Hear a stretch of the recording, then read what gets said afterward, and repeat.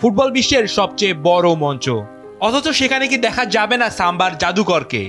যখন 2026 বিশ্বকাপের আগে শেষবারের মতো দল ঘোষণা করলেন কার্লো আনচেলত্তি, তখন পুরো ব্রাজিল থমকে গিয়েছিল একটি নাম না শুনে। নেইমার জুনিয়র নেই। আনচেলত্তির ভাষায় তিনি শতভাগ ফিট নন। কিন্তু প্রশ্ন হচ্ছে, অর্ধেক ফিট নেইমারও কি এই স্কোয়াডের বাকি সবার চেয়ে ভয়ঙ্কর কিনা?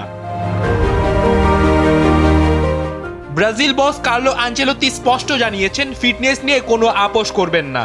তার সাফ কথা, যদি নেইমার বিশ্বকাপে শতভাগ ফিট হয়ে ফিরতে পারেন তবেই তার জায়গা হবে।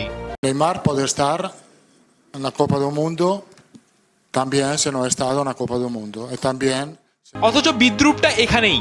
আনচেলত্তি যাকে আনফিট বলছেন সেই নেইমারের পরিসংখ্যান কিন্তু বলছে অন্য কথা।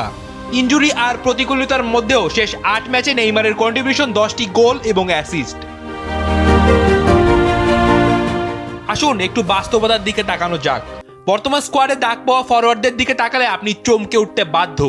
যেখানে নেইমারের 10টি গোল অ্যাসিস্ট রয়েছে, সেখানে দ্বিতীয় সর্বোচ্চ জোয়া পেদ্রোর মাত্র 7টি। ভিনিসিয়াস, এন্ড্রিক কিংবা রাফিনা 4 বা 5টির বেশি এগোতেই পারেননি। মার্টিনেলি বা কুনহাদের ফর্ম নেইমারের ধারে কাছেও নেই। পরিসংখ্যান বলছে মাঠের পারফরমেন্সে এই নেইমার এখনো ব্রাজিল দলের যে কোনো অ্যাটাকারের চেয়ে ধারালো।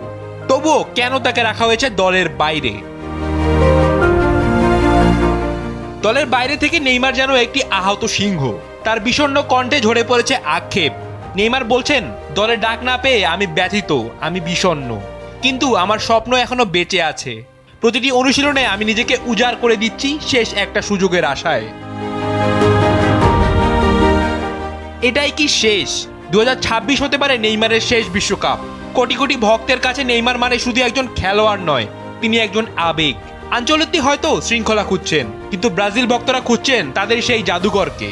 ফ্রান্স আর ক্রোয়েশিয়ার বিপক্ষে নেইমারকে ছাড়াই মাঠে নামবে সেলেসাওরা। কিন্তু শেষ বেলায় কি ফিরবেন হেক্সা জয়ের সেই কারিগর?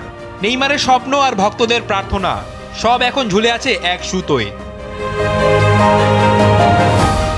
রাফিদ বিন ইসলাম, সময়ের আলো।